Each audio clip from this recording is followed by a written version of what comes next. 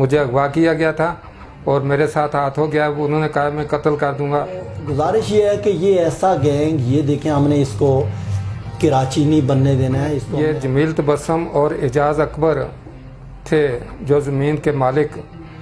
انہوں نے سن 2010 میں مجھے یہ زمین دی. اور ایسے ظالم کا ہم انشاءاللہ آخری وقت تک پیچھا کرتے رہیں گے. ہم تو یہ جو ہیں یہ نوسرباز گروپ ہے کہ ان کو دے دیتے، پھر 2 مہینے کے بعد وہ منسوخ کروا کے دوسرے کو دے دیتے، چونکہ پاور آف اٹارنی کا اصول یہ ہے کہ وہ منسوخ تعال کروا سکتا ہے آدمی. اچھا اس کو دے کے پھر تیسرے کو دیتے رہے. تو انہوں نے مجھے اغوا کروا دیا. وہاں رات کو کسی کے گھر لے کے پھر وہاں سے پھرتے پھراتے.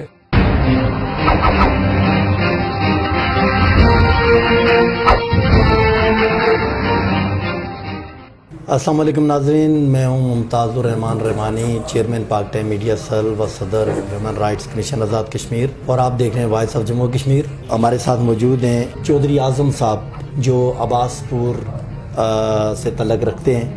عباس پور کیا نام ہے جی آپ کے؟ درہ شیر خان سے تعلق رکھتے ہیں. اور آپ کے لیے خوشخبری یہ کہ آپ کا کوئی بھی جائز لیگل کیس ہوگا اس کو ہم انشاءاللہ آپ کا سپریم کورٹ تک آپ کی سپورٹ کریں گے، اور ہم کوئی پیسے کسی سے نہیں لیتے، 1 روپیہ بھی کسی سے نہیں لیتے. کیس جائز ہونا چاہیے آپ کا.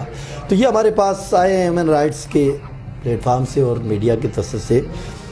تو ان کا معاملہ یہ ہے کہ ان کے ساتھ انہوں نے اپنی ریٹائرمنٹ لی، اور ان کے پاس جو ساری جمع پونجی تھی وہ ایک آدمی یہاں کے ڈھلی کے ہیں، اعجاز ماگرے ولد اکبر حسین ماگرے ڈھلی باغ کے ہیں، اور ان کے ساتھ ہیں جمیل ماگرے ولد خان محمد ساکن باڑی کوٹ، اور ان کے ساتھ کوئی 4-6 کا گروپ اور ہے جس میں کوئی وکلا بھی ہیں اور کچھ ایسے ان کے ساتھی ہیں. تو انہوں نے یہ کیا کہ ان کے ہاتھ سے ایک زمین بیچی جو اس وقت 14.5 لاکھ میں، اور ان کو کاغذ اس کے حوالے کیے اور ان کو بھیجا کہ آپ جھنگ جا کے دیکھ آئیں، اور یہ جا کے وہاں زمین دیکھ کے آئے. اور جب گئے وہاں اس وجہ سے کہ میں وہاں جا کے زمین کا قبضہ لوں یا اس کے کوئی معاملات کروں، تو ان کو پتہ چلا کہ یہ پہلے سے کسی کے پاس ہے. تو اس وقت یہ عقدہ کھلا ان کے اوپر کہ یہ تو پہلے سے بکی ہوئی ہے. اور پتہ یہ چلا کہ وہاں پہ ماسٹر غلام محمد نامی کوئی شخص ہے، اور اس نے یہ زمین خریدی ہوئی ہے، اور وہ اس نے 60 لاکھ روپے میں اس سے سودا کیا ہوا ہے. تو یہ آئے اور ان نے گھر سے آ کے پھر اس کو لے گئے، اور دوبارہ وہاں جا کے تو ان کو پہلے اغوا کروا دیا گیا. بعد میں انہوں نے وہاں سے جان چھڑا کے، تو جب یہ یہاں آئے انہوں نے آ کے پھر کیس کر دیا، اور پھر لمبا پتہ یہ چلا کہ یہ ایک نہیں بلکہ کوئی تقریباً 9 لوگوں کے، یہ جن کے یہ اسٹام میرے پاس موجود ہیں، 9 لوگوں کے ہاتھ اس نے زمین بیچ دی، اور سب سے پیسے، بلکہ ایک پولیس انسپکٹر ہیں خالد بشیر، ان سے بھی اس نے پیسے لے کے تو بعد میں بلیک میلنگ شروع کر دی کہ جی آپ اس میں پولیس میں ہیں تو میں آپ کے خلاف جو ہے نا وہ جاؤں گا کہ یہ مجھے تنگ کر رہے ہیں. انہوں نے جا کے کیس کیا، کیس ان کے حق میں ہو گیا، اور وہ پیسے دینا چاہے اس نے تو وہ یہ کہا کہ جی میں آپ کو یہ قسطوں میں دوں گا، وہاں جو طے کیا، اور وہ بھی ان کو نہیں دیے، اور نہ کسی محفل میں نہ کسی میٹنگ میں آتا ہے. تو پھر اس کے بعد یہ عقدہ کھلا، اور یہ سارے ان نے کاغذات اور یہ ڈاکومنٹس مہیا کیے، اور پتہ چلا کہ انہوں نے 20 لوگوں سے فراڈ کیے ہوئے ہیں، اور یہ گینگ ہے پورا، یہ جو لینڈ مافیا ہے، اور اس کے علاوہ اور بے شمار طریقوں سے لوگوں کو تنگ کرتے ہیں. اور اسی میں ایک یہ یہاں ہمارے پاس آگے نکلے یہ چودھری صاحب، تو انہوں نے پھر اپنی ایک داستان سنائی، اور اتنا دکھ بھری داستان انہوں نے سنائی کہ اپنی ساری جمع پونجی دے کے، اور اس کے بعد یہ بلکہ عدالت میں گئے، اور وہاں سے ڈگری بھی ان کے حق میں ہو گئی. ابھی وہ جو چونکہ ان کے دیگر وہ اہلکار ہیں تو انہوں نے اس کیس کو اٹھایا اور وہ ہائی کورٹ میں لے گئے، تاکہ یہ وہاں سے گھسیٹتے آخر جو ہے نا یہ خود ہی تھکار کے جان چھوڑ دیں گے. ان کے اوپر یہ بقول ان کے قاتلانہ حملہ بھی کروایا، ان کی یہ گردن مڑی ہوئی ہے، ایک دفعہ ان کے ساتھ ایسا ہوا. تو یہ اب ہم ان کی زبانی سنتے ہیں کہ ان کے ساتھ کیا ہوا. جی اعظم صاحب آپ فرمائیے، آپ کا کیا نام ہے پورا؟ بسم اللہ الرحمن الرحیم. میں سب سے پہلے تو شکریہ ادا کرتا ہوں ہیومن رائٹس کمیشن کا، اور اس کے بعد یہ جو میڈیا سیل ہے اس کا شکریہ ادا کرتا ہوں کہ انہوں نے مجھے تقریباً 13 سال کی جدوجہد کے بعد یہ موقع دیا ہے کہ میں اپنی داستان بیان کر سکوں. मैं जनाब एक आर्मी रिटायर्ड हवलदार हूँ और मैं सन 2000 में रिटायर हुआ था, पेंशन मिली मुझे। मेरा एक रिश्तेदार अब्बासपुर में मिला, उसने कहा कि जी एक ज़मीन फ़रोख्त हो रही है, क्या आप लेना चाहते हैं? तो मैंने कहा जी ठीक है, लेना चाहता हूँ। तो इसमें ये जमील तबस्सुम और एजाज़ अकबर थे जो ज़मीन के मालिक। इन्होंने सन 2010 में मुझे ये ज़मीन दी, मुख्तियार आम दिया, बैनामा दिया। और उसके बाद जब इन्होंने कहा कि ये ज़मीन बिल्कुल साफ़ है, जब मैं इंतकाल करवाने के लिए गया, तमाम कागजात मैंने मुकम्मल करवाए और जब मैं जंग पहुंचा तो इन्होंने मुझे अगवा करवा दिया। वहाँ रात को किसी के घर ले गए, फिर वहाँ से फिरते फिराते मुझे रात को आके जंग बाज़ार में छोड़ दिया। और वहाँ से ये बाग के जमील तबस्सुम जो था जिसके नाम पे ज़मीन थी, ये बाग आया।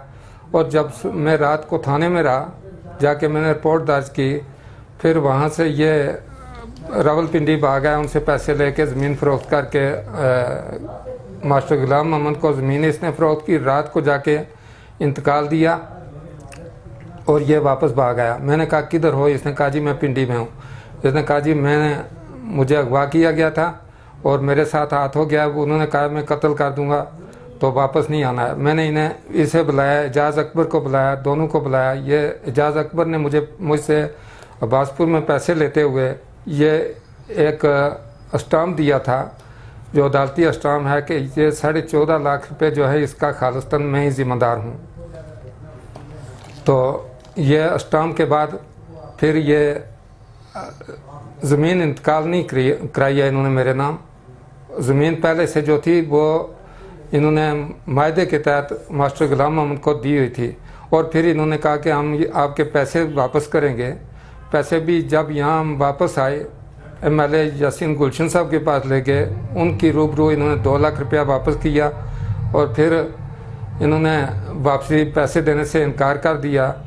3-4 साल के बाद मैंने अदालत में केस किया, वहाँ से डिग्री हुई है मेरे नाम पे, इनके ख़िलाफ़ डिग्री हुई है और इनके ख़िलाफ़ FIR भी हुई है।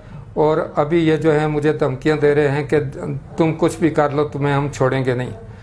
तो ये जो है ये नौसरबाज ग्रुप है कि ये देखें, इनके ये अस्टाम हैं। एक जो अस्टाम ये मैं दिखाता हूँ, एक जो अस्टाम मुझे 2011 में दिया है जमील तबस्सुम ने, 2008 में इसने अपनी माँ से और खाला से लिया है।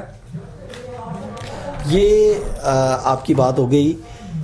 ये देख रहे हैं, ये स्टाम, ये अदालत के स्टाम हैं, ये एक इनको दिया। अच्छा, ये करते ये रहे हैं कि ये पावर ऑफ अटार्नी दे देते, एक को इनको दे देते, फिर 2 महीने के बाद वो मनसूख करवा के दूसरे को दे देते, क्योंकि पावर ऑफ अटार्नी का उसूल ये है कि वो मनसूख ताल करवा सकता है आदमी। अच्छा, उसको दे के फिर तीसरे को देते रहे, उसको दे के वो जब वहाँ पहुँचता तो उसको पता चलता कि ये तो जो है ना फलां के नाम है, ये चौथे को देते रहे, इसमें ये 5वें को, फिर 6ठे को। ये देखिए, ये ओरिजिनल वो जो है ना पावर ऑफ अटार्नी है, मुख्तार आम है, ये ओरिजिनल। ये वहाँ से फिर हमें अदालत से हमने ये सारे निकलवाए, ये पूरे ये सबूतों के साथ। और ये सारा इसका सबूत, ये देखिए, ये 10 लोगों को इन्होंने ये किया। इसमें और भी काफ़ी सारे, मैं आपको जो है ना उनकी भी डिटेल बता देता हूँ। ये रियाज साहब हैं एक 76 से, रियाज वल नज़ीर, उनसे भी पैसे लिए इन्होंने, उनके साथ भी यही किया। और कुछ पैसे बाद में आधे उनको दे दिए और बाकी उनके शाहीन साहब हैं, एक क्रश मशीन है उनकी, उनके साथ भी यही किया। ये एक मकबूल गुज्जर हैं, उनके साथ भी यही किया। एक मकबूल मिर्ज़ा मकबूल हैं, इस मीरपुर के भिम्बर के हैं, उनके साथ भी इसने यही किया।